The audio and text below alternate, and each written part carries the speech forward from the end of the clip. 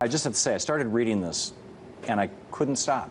I thought, okay, I'm just going to skim this book and get ready for it. And I just, this is so well written. And you start out with these stories of these people. It's just, in any case, the stories of the people. How do you go from being a UN economist to being the person who everybody has always seen, you know, being arrested in Washington, D.C. as the person who's speaking the truths that really need to be said so often? Yeah, sometimes I ask myself that, if I've sort of gone backwards, or I was 21 years old working for the United Nations. I had a very exciting job traveling all around the world, and I just felt like it was a very cushy job, but I wasn't really able to solve problems when I saw them because of the bureaucracy of the United Nations. So I'd see these terrible problems, like one of the first things I started out with was watching these fake doctors come into small African villages and try to convince women to stop breastfeeding and instead give powdered milk to their children. Remember that whole Nestle's scandal? And I said, oh my God, this can't happen. I've got to stop this.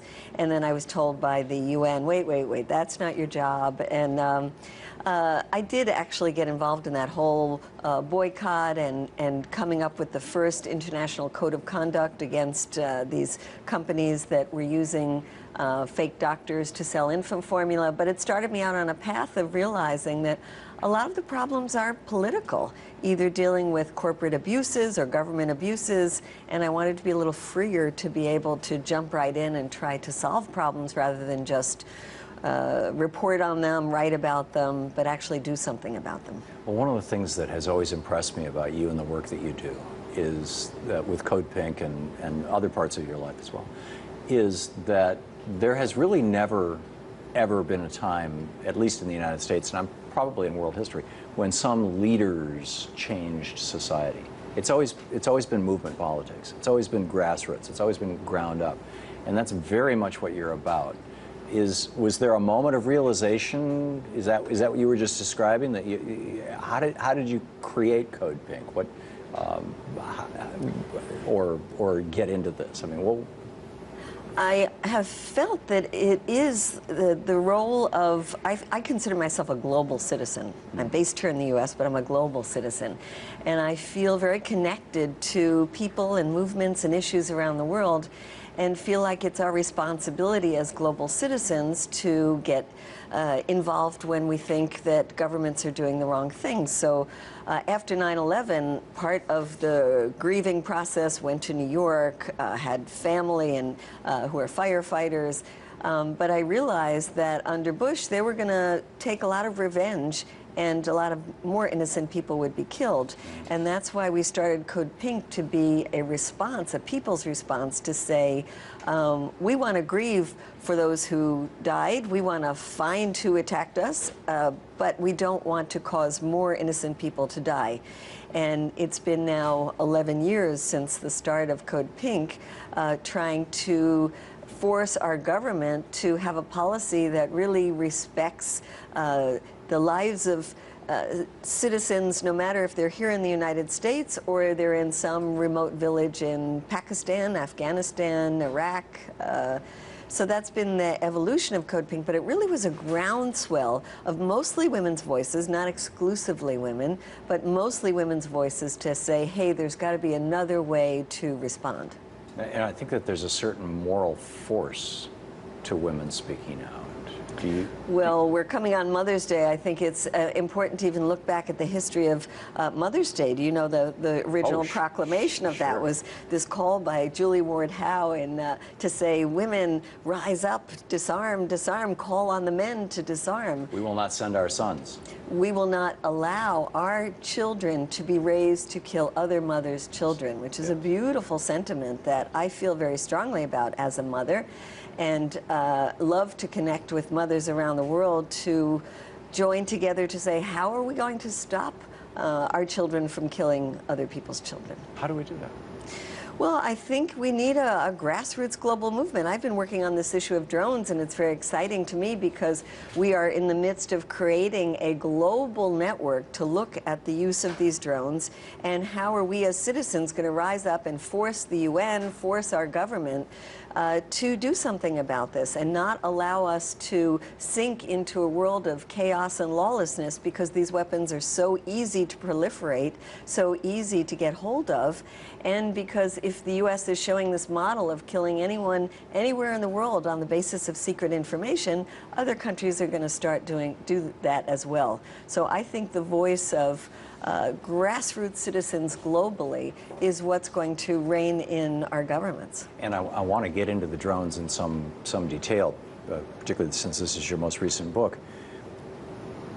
And you open this book, or one of the first stories that you tell in this book, is about meeting a family that was actually not killed by drones, was killed by it was Tora Bora, wasn't it? No. Well, I told the story about a family that was killed by drones. Right. In the initial story is about a family that fled Afghanistan after the U.S. attack there and was then on the streets in Pakistan when I met the young woman. So it's like drones are a piece of this larger thing of U.S. foreign policy.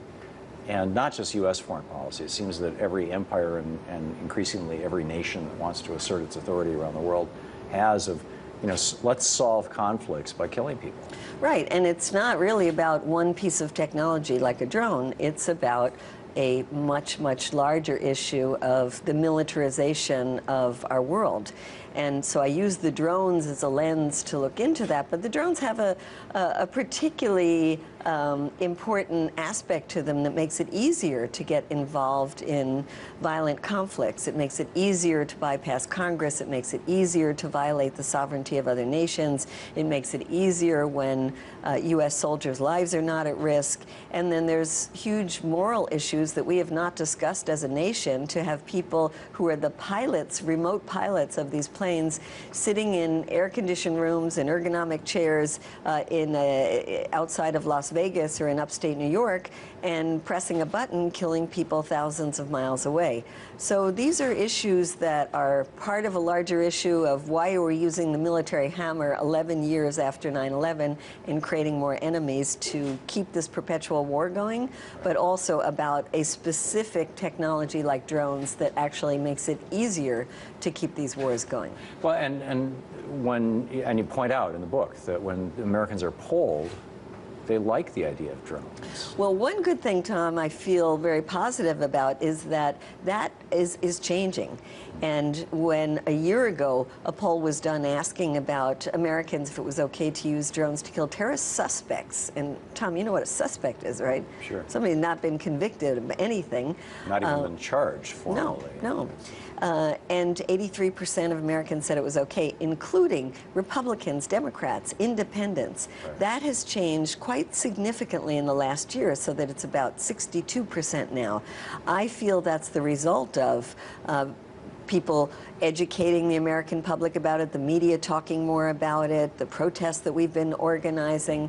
So I think a change is happening, and I think if we fast forward another 6 months, I think we might see a minority of Americans thinking that it's okay to kill terrorist suspects with drones. To what extent do you think that the fact that an American citizen was killed with a drone, and then his 16-year-old, as I recall, son, who doesn't appear that he was doing anything more than trying to find out who his dad was, that he wasn't off on jihad, but I suppose that's probably disputed by the government.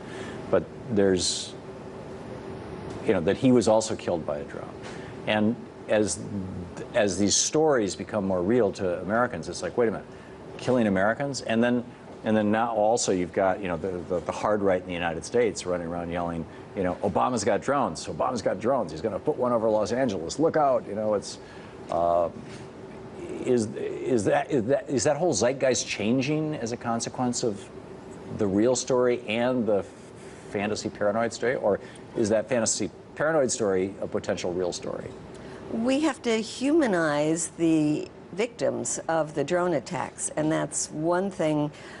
Is to talk about the American 16-year-old who was killed, which just blows my mind. I mean, if he were a white Christian American being killed overseas, there would be an outcry in the United States. But he is a person of color, originally from Yemen, born in the United States, though. I mean, his ethnic background was from Yemen, and he's Muslim.